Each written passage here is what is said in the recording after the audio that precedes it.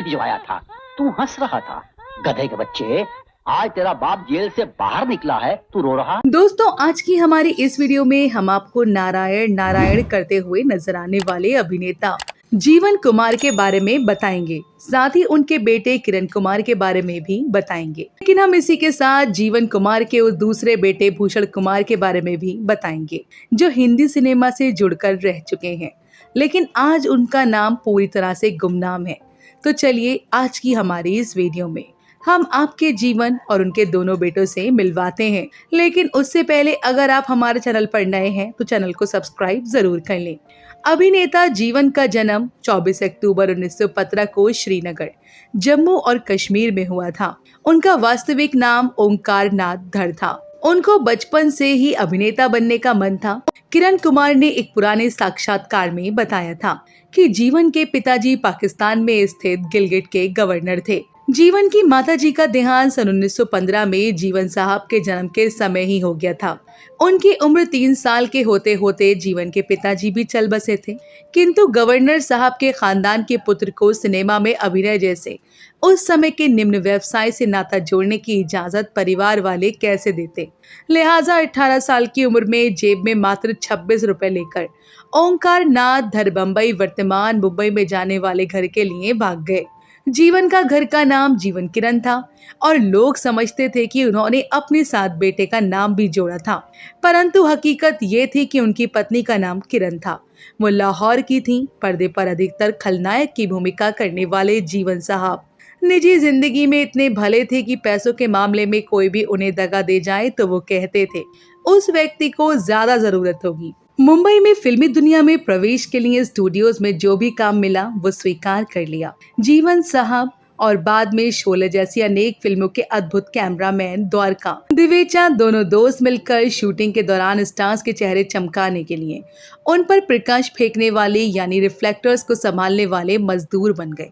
एक दिन स्टूडियो में निर्माता मोहन सिन्हा यानी रजनीगंधा की हीरोइन अभिनेत्री विद्या सिन्हा के दादाजी अपनी नई फिल्म के लिए नए कलाकारों के स्क्रीन टेस्ट कर रहे थे। सिन्हा जी ने कंपाउंड में उन दोनों दोस्तों को देखा और अच्छी कटकाती के नौजवान ओंकार नाथ धर को पूछा, क्या तुम अभिनय करना चाहते हो? ना कहने का तो सवाल ही कहाँ था। उनका स्क्रीन टेस्ट हुआ और स्वाभाविक था कि परिणाम अच्छा हुआ था। सिन्हा जी ने पूछा, क्या करते हो?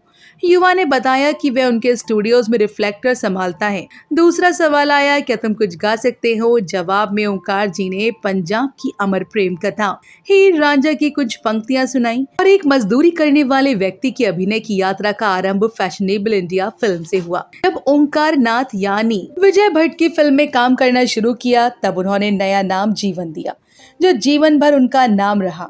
उनके अभिनय की एक खासियत थी कि खलनायकी में वो कॉमेडी भी डाल देते थे।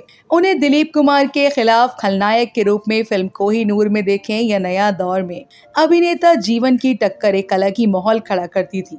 उनका काम अमर अकबर एंथोनी में भी काफी सराहा गया। सन 1964 की फिल्म महाभारत में उनकी भूमिका शकुनी मामा की थी। अभिनेता जीवन के दर्शकों को नारद मुनि की भूमिका में भी काफी पसंद किया। नारायण नारायण बोलते जीवन में देवर्षि नारद के उस पौराणिक पात्र को 60 से अधिक फिल्मों में पर्दे पर जीवंत किया था, जो शायद अपने आप में एक विक्रम और एक कलाकार के लिए बड़ी उपलब्धि थी। उनको मुख्य भूमिका में लेकर नारद लीला फिल्म भी आई थी। फिल्म जॉनी मेरा नाम में एक दृश्य में 80 लाख हीरे छुपाने वाला स्मगलर हीरा जीवन से जब पूछताछ करती है तो वो सिगरेट का धुआं निकालते हुए कहते हैं, कमिश्नर साहब, आपको जोर चार्ज लगाना हो लगाकर छुट्टी कीजिए, फालतू की अफवाहों पर बहस करने से क्या फायदा। ऐसे तो न जाने कितने ही दृश्य याद आ जाते हैं जब भी जीवन साहब की स्मृति ताजा होती है। लेकिन दर्शकों ने जीवन को सबसे ज्यादा नारद मुनि के रूप में ही अपनी यादों में बनाए रखा। जीवन साहब की फिल्मों की अगर बात की जाए तो उन्होंने ढेर सारी फिल्मों में काम किया, लेकिन उनकी कुछ फिल्मों के नाम हम आपको बताते हैं। दिल ने फिर याद किया, आबरू, हमराज, बंधन, भाई हो तो ऐसा, तलाश, धर्मवीर, चाचा भतीजा, सुहाग, नसीब, टक्कर, मेरे हमसफर जैसी कई बेहतरीन फिल्मों उन्होंने की और हिंदी सिनेमा में खूब लोकप्रियता भी हासिल की। जीवन के ऐसे खलनायक थे जो हीरो से मार खाने में कभी भी कंजूसी नहीं करते थे। उनका मानना था कि एक फिल्म तभी हिट होती है जब हीरो खलनायक को पीटता है। अपने पुत्र किरण कुमार को भी सलाह देते थे कि कोई पात्र तभी हीरो कहलाता है जब वो खलनायक को बराबर मारता है। इसलिए अपने कद में छोटे हीरो से भी मार खाने में कसर मत छोड़ो। जीवन से कभी भी निर्माताओं को कोई शिकायत नहीं होती थी, क्योंकि उनके परिवार में किसी सदस्य को सेट पर आना तो दूर की बात थी। फोन भी लंच के समय के अलावा नहीं कर सकते थे। वो अपने अभिनय के प्रति पूरी तरह समर्पित रहते थे। इसलिए बी.आर. चोपड़ा और मनमोहन देसाई जैसे बड़े निर्माताओं की फिल्मों में जीवन साहब नियमित रूप से लिए जाते थे। अभिनेता जीवन के पुत्र किरण कुमार ने एक साक्षात्कार में बताया था कि जीवन साहब धार्मिक स्थानों पर गरीबों को खाना खिलाने और योग्य विद्यार्थियों को पढ़ाने में आर्थिक सहायता भी करते थे। वक्त के पाबंद जीवन साहब कभी भी सेट पर देर से नहीं पहुंचे। जब भी वे शूटिंग के लिए हाजिर होते, सबसे पहले स्टेज को छूकर नमन करने के बाद ही अपना दिन प्रारंभ करते थे। अपने काम को पूजा इबादत जैसा मानने वाला अभिनेता जीवन के 72 साल की उम्र में 10 जून 1987 को निधन हुआ। नारद मुनि को अपनी अनेक भूमिकाओं और कितनी सारी फिल्मों में एक से एक यादगार पात्रों से जीवन साहब हिंदी सिनेमा के दर्शकों में अपना अलग स्थान रखते हुए आज भी जिंदा हैं। दोस्तों, अभी तो ये बात हो रही थी जीवन साहब की, लेकिन अब बात करते हैं उनके बेटे किरण कुमार की, जो हिंदी सिनेमा का जाना माना नाम है। किरण कुमार को गुजराती सिनेमा का अमिताभ बच्चन भी कहा जाता है। किरण कुमार के पिता जीवन अपने जमाने के मशहूर एक्टर रहे हैं। जीवन को वैसे तो सबसे ज्यादा पॉपुलैरिटी नारद मुनि के किरदार से मिली थी, लेकिन उन्होंने खलनायकी और विलन के किरदार को भी एक अलग अलग आयाम दिया था। एक्टर जीवन की गिनती 60, 70 और 80 के दशक के मशहूर खलनायकों में होती थी। किरण कुमार के बचपन का नाम दीपक धर था। जब वो छोटे थे तो पिता के साथ शूटिंग देखने फिल्म के सेट पर जाया करते थे। वहीं से किरण कुमार को एक्टिंग का चस्का लगा और उन्होंने भी हीरो बनने का फैसला लिया। इसी दौरान किरण कुमार की एक दिन एक्टर शत्रुघ्न सिन्हा से मुलाकात हुई। शत्रुघ्न सिन्हा जब जीवन के साथ एक फिल्म में काम कर रहे थे। जब किरण कुमार शत्रुघ्न सिन्हा से मिले तो उन्होंने बताया कि उनके पिता की बहुत तारीफ करते हैं। ये सुनकर शत्रुघ्न सिन्हा ने कहा कि वो तो खुद ही जीवन के बहुत बड़े फैन हैं। किरण कुमार ने तब शत्रुघ्न सिन्हा के सामने इच्छा जाहिर की थी कि वो भी एक्टर बनना चाहते हैं, पर इस पर शत्रुघ्न सिन्हा ने FTII से एक्टिंग का कोर्स करने की सलाह दी। शत्रुघ्न सिन्हा ने भी एक्टिंग का कोर्स वहीं से किया था। इस तरह किरण कुमार ने एक्टिंग का कोर्स किया और फिर रोल की तलाश में उनकी जद्दोजहद शुरू हुई। फिल्मों में एंट्री करने से पहले किरण कुमार ने अपना नाम बदल लिया।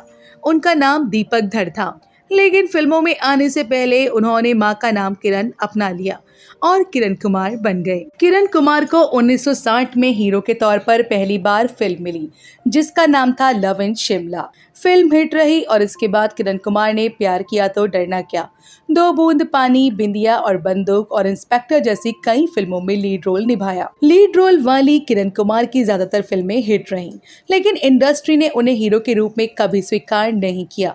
इस तरह हिट फिल्मों के बावजूद किरण कुमार को एक फ्लॉप हीरो मान लिया गया। विलन के रोल में मिली सफलता पिता की सलाई काम। किरण कुमार निराश हो गए थे। उन्हें बॉलीवुड में ज्यादातर साइड रोल और विलन के ऑफर मिलने लगे। बेटे को निराश देख जीवन के किरण ने तब एक बात कही। उन्होंने कहा था कि विलन से मार खाना सीखो, जिंदगी में बहुत आगे जाओगे। किरण कुमार ने पिता की इस बात को गांठ बांध लिया और विलन के रोल करने लगे। बॉलीवुड में किरण कुमार का पहला विलन का रोल राकेश रोशन की फिल्म खुद गर्ज में ऑफर हुआ। फिल्म सुपरहिट रही और इसमें किरण कुमार को विलन के रोल में देखकर हर कोई हैरान रह गया। यहाँ से किरण कुमार की किस्मत खुल गई और वो इंडस्ट्री के टॉप विलन्स में शुमार किए जाने लगे। एक समय ऐसा भी आया जब किरण कुमार अपने पिता से भी ज्यादा पॉपुलर हो गए, लेकिन किरण कुमार के मन में हीरो बनने की इच्छा दबी हुई थी। गुजराती सिनेमा का अमिताभ, इसी इच्छा को पूरी करने के लिए किरण कुमार ने गुजराती सिनेमा का रुख किया।